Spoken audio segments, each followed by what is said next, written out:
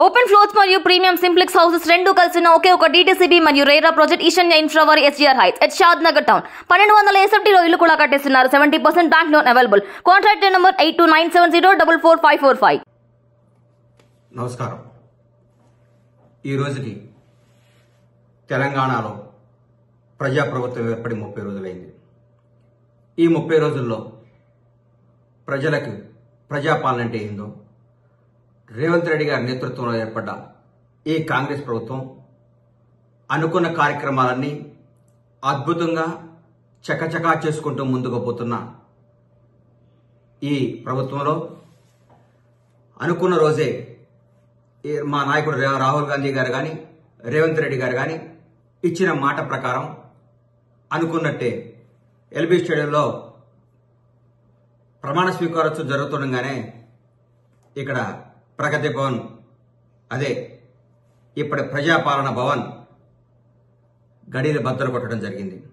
2 రోజుల్లోనే 2 కార్యక్రమాలు చేయటం, ఎన్నో అద్భుతమైన పథకాలు చేసుకోవటం, భారతదేశంలో ఉన్న ప్రతి ఒక్క ప్రధానమంత్రితో పాటు ప్రతి మంత్రి దగ్గరికి పోయి మన రాష్ట్రం గురించి, మన రాష్ట్రానికి రావాల్సిన నిధుల గురించి మాట్లాడుకోవటం, ప్రతి ఒక్కళ్ళకి రాజకీయం చేయకుండా ప్రజాపాలన అంటే ఏంటో, ప్రజలకు చేరువై ప్రజలకు న్యాయం ఎలా చేయాలో ప్రజల కోసం 20 గంటలు తప్పిస్తున్న ముఖ్యమంత్రి రేవంత్ రెడ్డి గారు.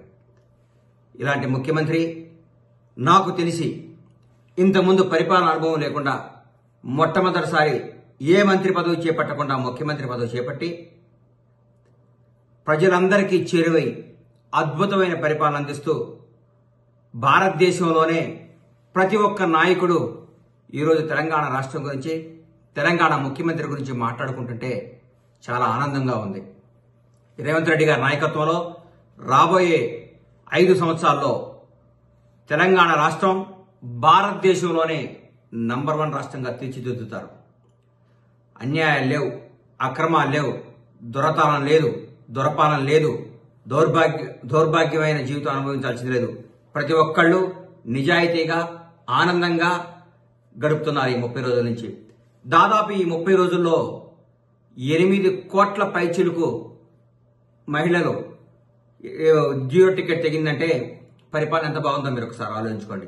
ఇదే కాదు, ప్రతి ఒక్కటి ప్రజల కోసం, ప్రజా శ్రేయస్సు కోసం, ప్రజల సంక్షేమం కోసం తెలంగాణ కాంగ్రెస్ ప్రభుత్వం చకచకా దూసుకుపోతున్న విధానం చూస్తుంటే ఆనందాన్ని ఇస్తుంది, అద్భుతం అనిపిస్తుంది. రేవంత్ రెడ్డి గారి నాయకత్వంలో ఇంకా ఎన్నో అద్భుతమైన కార్యక్రమాలు జరగబోతున్నాయి. దయచేసి ప్రతి ఒక్కళ్ళు రేవంత్ రెడ్డి గారి నాయకత్వంలోని కాంగ్రెస్ ప్రభుత్వాన్ని ఆశీర్వదించి మీరందరూ మన రాష్ట్రాన్ని నంబర్ 1 స్థాయికి తీసుకుపోయే విధంగా అందరూ సహకరించాలని కోరుకుంటూ సెలవు తీసుకుంటున్నాను.